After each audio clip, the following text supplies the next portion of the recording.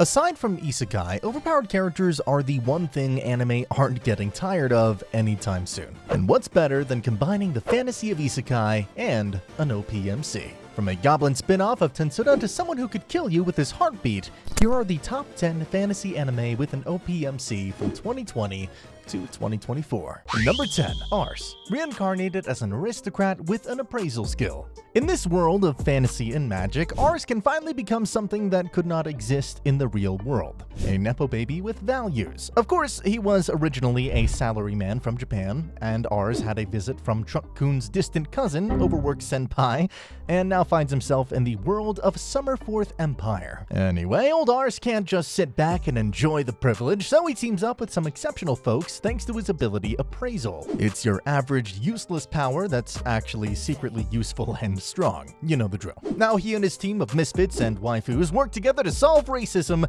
by being extra kind and extra good. A method none have ever attempted before, apparently. If you've seen Overlord or Genius Prince, then you've got an idea of what's going on here. It may not be unique, but I dare you to find an isekai that is. I will say the main character's ability is a little refreshing, since instead of having all the powers and all the babes flocking to him without doing anything, he's just good at finding people. Combine that with some fun side characters and a few decent fight scenes, and you got your hands on a good binge watch. Number 9, Lloyd D Solem. I was reincarnated as the 7th prince. Okay, so this one isn't an isekai, though, it somewhat is. To be frank, I really don't know. Things are really confusing nowadays. Little Lloyd wasn't always so little. In his old life, he was obsessed with learning magic, but he was simply too poor for God's taste and died never fulfilling his dream. Lucky for him, he gets reincarnated to that noble lifestyle. Now with unlimited mana, authority, and all the resources he could want, Lloyd is poised to bring change and peace to the world. Nah, screw that. He got his goods, so screw the rest, as he now prioritizes research over revolution. However, if that's all there was, there wouldn't be much of a story, now would there? I was initially on the fence for the anime's concept, but as I kept watching more and more, it hooked me in. Which surprised me. I mean, Lloyd's desire to just research and live his life in comfort seems oddly realistic and pretty understandable. Besides, who doesn't want to just laze around and do nothing all day? If you don't want that, then you're either a psychopath or a billionaire. And I'm just personally glad the characters don't look like they came from SAO. Number 8, Shin Wolford, the wise man's grandchild. If my last name was Wolford, I'd be getting all the ladies. Merlin Wolford saved the world time and time again, and now he wants to take a break from responsibility and live a life of peace. I'm sensing a theme here.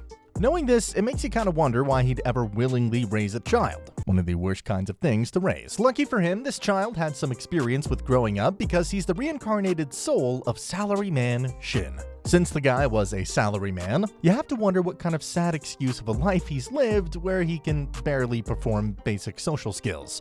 You know, thinking about it, he's probably just a closet weeb like I am, but either way, adventures await him as he joins the Magic Academy and finally lives the high school life. Now, if you're looking for edgy drama, this is not it. From the moment he shows up, the entire school can't put their schnoz deep enough into him with how he's constantly praised, but it's actually pretty funny. The show is almost a parody of the isekai tropes, and the main character's nature kind of makes him endearing. And waifus? Bro, they've got more waifu baits than moments any of us have tried to talk to a girl. Number 7, Gobo Remonster. Now, for those of you who are fans of monogamy, this may not be your cup of tea. Then again, if you're a fan of that, then about 90% of isekai is unwatchable for you guys. Remonster's about a reincarnation, except finding himself as the runt of existence, a goblin. However, this is a list of overpowered main characters, so naturally he has a gimmick. In his case, the saying "you are what you eat" is applied a little more literally. Now, Gobo grows his tribe by taking in the unwanted until he can change the world to his image. There's a lot of women that want him in his world. Not gonna lie. What I like about it is the fact that our MC knows he's reincarnated, which seems oddly familiar. I mean, I swear I saw Blue Slime do the exact same thing. Anyway, the story of gradually growing his tribe and introducing new ideas is actually pretty fun to watch, and again, there's a harem. Granted, none of them have what you'd call an interesting personality, but I can guarantee that that's not what you're watching this for. Better yet, if you like monster women, you might find just a new holy grail of an anime. Arc, Skeleton Knight in Another World. So when Mom says, we've got Overlord at home, this was the series she was talking about. But still, this anime, Skeleton Knight in Another World, does have some inspiration from Overlord, but in this case, it's used to its benefit. A no-name gamer finds himself reincarnated as his overpowered avatar in the video game he fell asleep playing, which proves that he was never a true gamer. Forced to hide, he goes on to become an adventurer for his income, because pension is non-existent here and in our own world. Now we follow Ark as he goes through strange lands, meets stranger people, and maybe finds himself involved in deeper conspiracies. First of all, the anime is fun. It doesn't try to take itself too seriously because it knows it's not like Attack on Titan. And Ark is actually fun to watch, and him being kind is a bit refreshing compared to the edgy douche anti-heroes that've been popping up recently in anime. Bro's also a skeleton knight, so if they didn't make the fight scenes good here, then that would just be some wasted potential. Lucky enough, though, they did, so I get to watch a brand new series. All right, now it's time to do your thing. No, not that. I meant, the YouTube thing. Like and subscribe to the channel. If you want me to make content like this and enlighten you more, then make sure to do your part.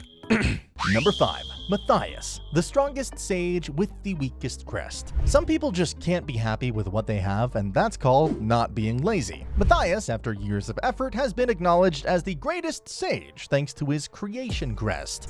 However, that wasn't enough for him, so he truck-cooned himself to a new life, where he has his combat crest. Cut to him attending the academy where he slowly discovers what went wrong in the world and how maybe going on a millennia-long nap because he wanted to be extra special, well, that may not have left the world in the best of shape. That just goes to show, kids, that being selfish sometimes bites you in the butt. You only get to do that when you're an adult. Now, this anime is for the waifu lovers out there because you can fantasize about every cute girl with a stereotype falling in love with the MC. Naturally, the guy has no experience with this to better tell the audience for his show and to remind us once again that we may have it rough, but, at least we didn't spend an entire lifetime at not picking up social cues. Oh god, or did we? Number 4. Aari, the executioner and her way of life. Get ready for a story featuring a creature that many of my viewers may have talked to. A woman. The story initially starts us off by giving us a bland-bred Mitsuki to follow as he winds up in a new world where he's guided by Menno to discover his crest. But that all ends when Manu straight up stabs him like he was Gojo in the JJK flashback. Finally, something unique! The anime gods have blessed us with this one, because instead of simping for people that got isekai'd, they just straight up, murder him. And who doesn't want to watch that? Now, I'm not going to spend too much time on the plot or world simply because I want you to experience it firsthand. It's just that good. The anime manages to take the usual isekai premise and turn it over on its head by going deeper into the consequences of these super-powered foreign people coming in and changing everything. It's like the real world where people hate other people going into their country. Realism in my isekai. Now we're talking. And why do people even sleep on this anime? It's such a hidden gem that I'd recommend it any single day. Number 3. Gabimaru, Hell's Paradise. Game of Thrones meets Hunger Games on the Island of Death that can only be described in one word: Australia. Now, I know that's a little bit confusing, but I want you to know that we follow an insanely OP ninja that can't die, and an extremely beautiful executioner that I would let step on me any day. I said Hunger Games because now, for him to live, he has to go to this island and fight monsters that are uglier than me, and find the elixir of life. But what about Game of Thrones? Well, I don't know, just sounded cool. Kind of fit the theme, I guess. Jokes aside, the show is phenomenal. The animation and art style are top tier. I mean, it's made by Studio Mappa, so what else do you need besides, actual rights for their workers? The anime doesn't pull any punches as you feel that there's a chance that any of the characters there could be gone in the next few seconds. And that's something we don't want, especially the baddies. Not to mention, the art style just makes everyone look phenomenal. Just look at Sagiri and Yuzuriha. As you can see, I'm totally not down bad. Number 2.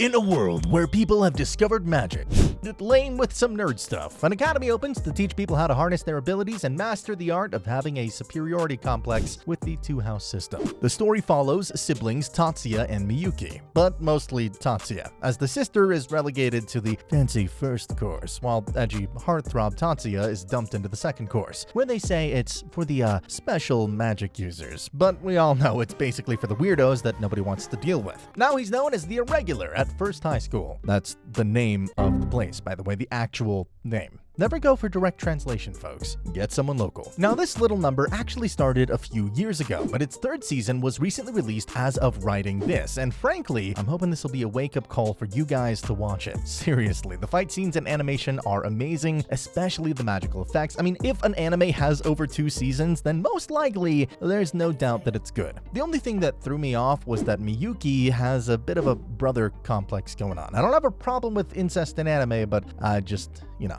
wish that was me. Number 1. Anos Voldegode, the misfit of the Demon Academy. The only man with any sense sacrificed himself for a better world, only for it to go to hell as there was no one left to pick up the slack. Anos Voldegode did the one thing that no one expects of a monarch: serve his people. When he awakens after he died to stop the demon-human war, he finds the world he lived in unrecognizable, including himself. Bro was so strong that he chose his own name, and as a baby had the voice of a 40-year-old Chad. There's a reason this anime deserves the #1 spot on this list, and it's entirely because it gives us a main character that actually gets the job done. No whining, no being a pervert, actual social skills, and the maturity to not bend over for every disgruntled opinion. Basically, we've got a main character that gets things done. Because the truth is what being an overpowered hero is all about, and the ladies, well, they can come later. And with that, you have the end of our top 10 list for fantasy anime with overpowered main characters from 2020 to 24, which, by the way, you should have been watching in the first place, you uncultured swine. But at the end of the day, do you agree with our choices? Want to see a few more? Well, then you better get to liking and commenting, and we'll see you soon in the next video.